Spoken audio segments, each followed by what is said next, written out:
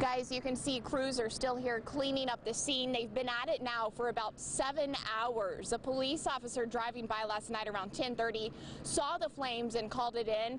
This building has been here for at least 30 to 40 years. It's a huge staple in the community, and it was touch and go there for firefighters for the first hour or so, because as you can see behind the hall here are living quarters where nuns and a priest call home.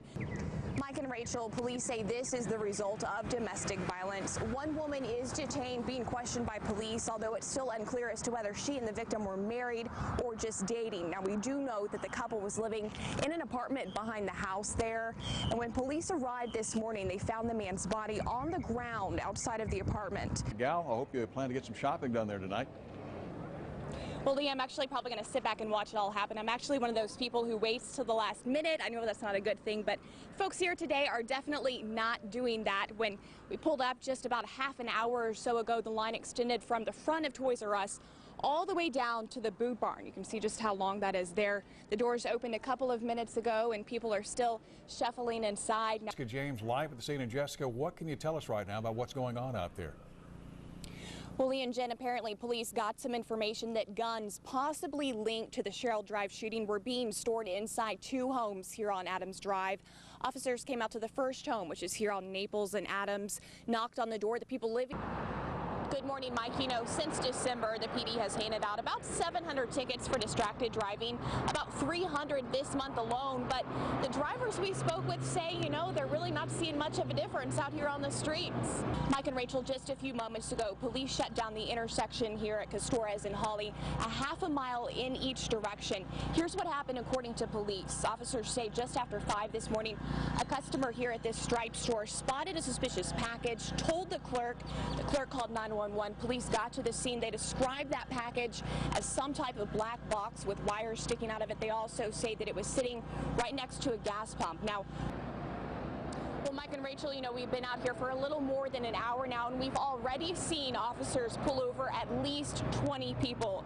25 officers with the CCPD's traffic division are out here along SPID near Everhart looking for speeders and aggressive drivers. Well, Jennifer, the FBI is being very tight-lipped about the investigation. All they're telling us at this point is that it's a joint investigation between the FBI, the Medicare Fraud Unit, and Health and Human Services. About 20 or so agents swarmed Legacy Healthcare Center shortly after 8 o'clock this morning. Elderly patients being cared for at the facility were sent home. Their family members were contacted and told to come pick them up. Employees tell us they were blindsided. Some were in the middle of a meeting when they were asked to turn over their laptops and passwords. They saw agents sifting through paperwork and stacks of insurance forms. Here's what one employee told us earlier today.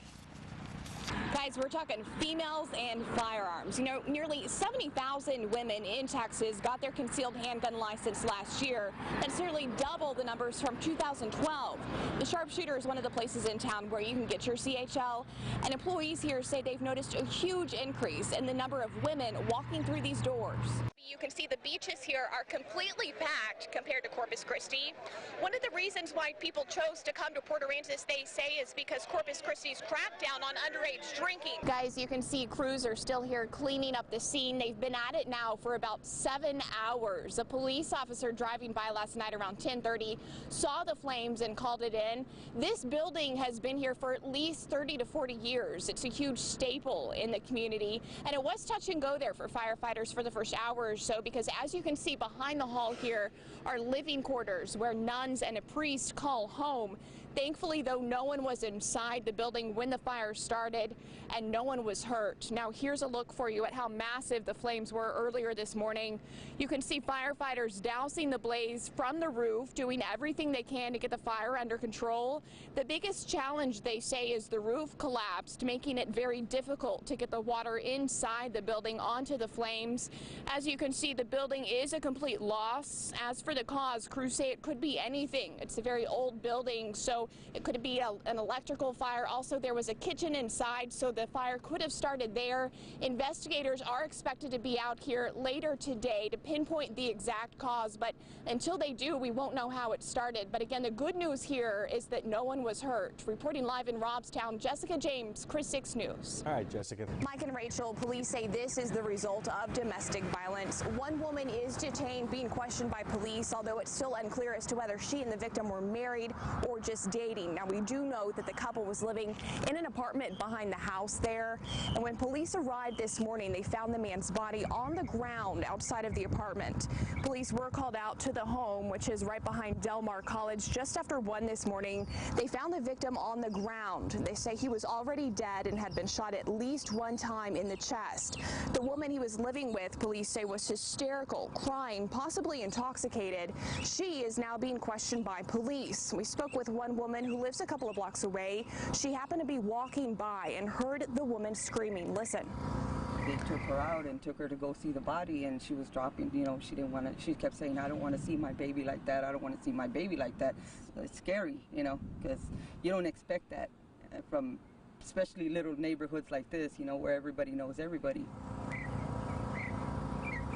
Police were here for nearly 3 hours gathering evidence and looking for any clues as to what exactly led up to the shooting. Police say the woman called 911 a couple of hours before the shooting. They came out, they knocked on the door, they say no one was home. They even tried calling her back, they say, but she did not answer. Murder charges have not been filed, but they are still pending. Reporting live this morning in Corpus Christi, Jessica James, Chris 6 News. All right, Jessica. Well, Lee and Jen, apparently police got some information that guns possibly linked to the Sherrill Drive shooting were being stored inside 2 homes here on Adams Drive. Officers came out to the first home, which is here on Naples and Adams, knocked on the door. The people living there gave them consent to search the house. They went inside, completed the search, found no evidence that ties to the Sherrill Drive shooting. Officers are now on the scene of the second home. You can see they're still waiting to go inside and complete that search.